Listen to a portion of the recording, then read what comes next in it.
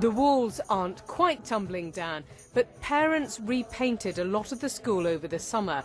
The Forest School is in Wokingham, one of the areas where the basic funding per pupil is lowest. The head teacher told me how much difference that makes. So for years 7 to 11 we have £3.9 million to run every aspect of their education.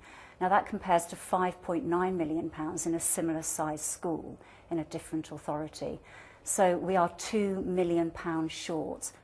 That school's funding gap is all about how money is divided up. The best funded areas get around £6,300 per pupil per year. The worst funded areas around £4,200. Head teachers say that means the worst funded areas have a £1.9 million gap per school. The gap doesn't include some of the extra money given to schools, such as the pupil premium, aimed at helping children from lower income families. The difference between how much is spent on their education and pupils in similar schools in better funded areas has built up over many, many years. And that's what makes it a politically tricky issue. Because to make the system fairer, you'd have to move money away from better funded areas and towards schools like this.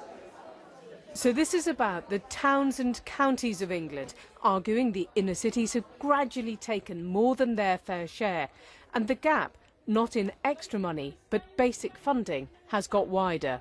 If you just then build on it and compound the situation, then what you find is that the gap actually widens. And although governments have in time made some adjustments to it, the basic inequalities remain.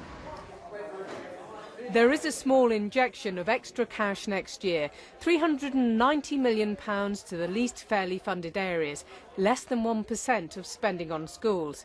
This will still be a hot potato for the next government. Bramwell Jeffries,